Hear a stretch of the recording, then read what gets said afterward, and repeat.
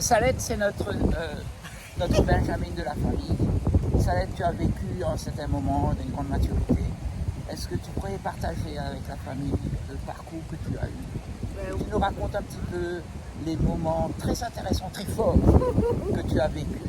Aussi peut-être un petit peu sur le négatif, des moments un peu difficiles que tu as vécu.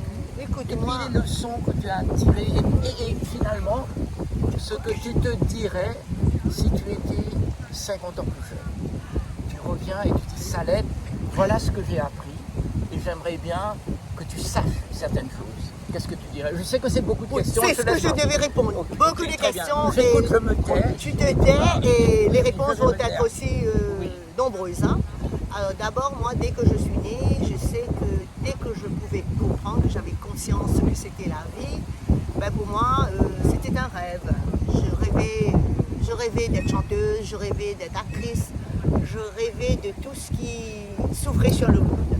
Et bien sûr, j'ai eu la chance extraordinaire de naître dans une famille nombreuse, parce que je pense que parce qu'une grande famille, c'est le microcosme d'une société où tu as des interactions, tu as des mouvements, des forces, tu as aussi des conflits, et donc ça te prépare pour la vie extérieure. Et c'est pourquoi je pense que si je suis sociable, si je suis assez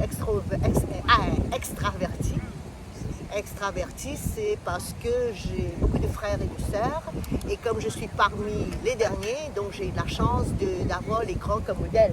Donc je crois que c'est un plus, c'est un avantage, alors que si on est plus grand, on est parmi les aînés, c'est un peu plus difficile à être des modèles. Et les moments forts?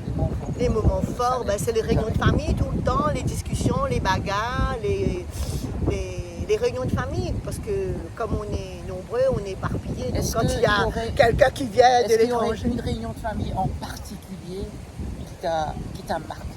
Tellement, pas vraiment. Je comprends qu'il y en a beaucoup. Mais pas vraiment, parce qu'il y a toutes sont aussi importantes, aussi excitantes. Pas vraiment. Il faut que je m'asseye et que je pense. Sinon. Allons dans l'autre sens. Est-ce qu'il y a eu un moment où tu te dis ça va vraiment pas fort et tu as réfléchi dessus? Tu as eu une vie très cool tout le temps, tu n'as jamais eu des moments vagues? Oui, les moments vagues, bien sûr, ce sont les deuils, ce sont les départs, les séparations de la maman, du père, de la maman, d'un frère et puis de mon époux aussi. Donc, mais à travers ces expériences négatives, comme on pourrait dire, ben, j'ai dû accepter. Et donc, c'est le conseil que je donnerai à tous les gens, c'est de s'adapter à toutes les circonstances, qu'elles soient négatives ou positives, et de savoir que la vie est éphémère et passagère, et qu'on est des passagers. Et puis il y a l'image du train, là où on monte dans le train et à un moment donné, les passagers doivent quitter le train. Donc je pense que si on arrive à intégrer tout ça, à savoir, à réaliser que c'est comme ça, ben, on n'a qu'à épouser toutes les différences et puis vivre avec toutes les valeurs qu'on a héritées des parents et puis un peu partout. Et je pense que la vie est très agréable et que si on a cette approche positive, par exemple, par exemple maintenant là, tu as une belle nature, tu as des arbres, tu as le vent, tu as les gens qui se prélassent, tout est beau. Alors pour moi, c'est tout le temps comme ça. Et peut-être que j'ai de la chance aussi d'être invitée aussi, de pouvoir partager ces grands moments. Non, pas ça. Ben, justement, les gens m'invitent parce qu'on aime ma compagnie, on trouve que je suis très joviale, très positive et que je suis tout le temps. Et en plus, vous êtes invité aujourd'hui aussi. Oui, je suis invitée tous les jours. On t'invite au déjeuner. Tous les jours, et je disais à mes amis que je ne cuisine plus depuis un bon bout de temps et que tous les jours, j'ai à manger. Et ça me fait penser à ma maman qui me dit, ma fille, je te donne ma bénédiction, tu ne mourras jamais de faim, tu auras toujours à manger et il ne te manquera jamais d'argent. Et je crois que c'est vrai. Et devant sa bénédiction. Et quelles sont les leçons que tu voudrais dire à toi-même, une version de Salette beaucoup plus jeune, peut-être pendant que tu faisais le théâtre, ou bien en partant de Éclaircie, etc., ou en commençant l'université, tu commences la vie. Quels sont peut-être le conseil ou les 3 top conseils que tu donnerais à toi-même? À moi-même, je sais que j'ai travaillé dessus, c'est développer la patience, la tolérance. Donc je dirais, Salette, il faut être beaucoup plus patient. C'est ce que Je tu suis dis. assez patiente, mais j'aimerais être encore plus patiente, Mais faites vite.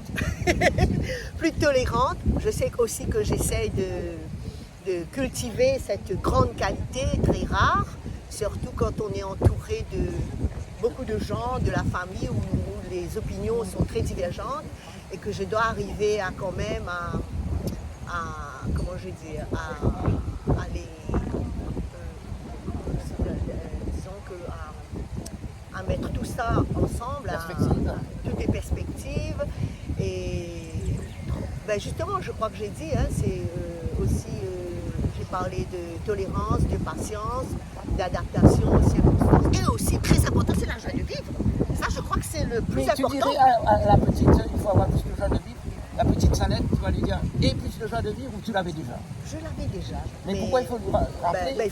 Il faut toujours rajouter, parce que la vie, vous savez, avec le temps qui passe, on a Peut-être ne pas perdre la joie de vivre, c'est ça? Ne pas perdre ne pas perdre la joie de vivre et à n'importe quel âge. Et puis, comme on dit, la jeunesse, c'est quoi la jeunesse? Je crois que ça, beaucoup de gens aimeraient savoir ce que c'est pas l'âge.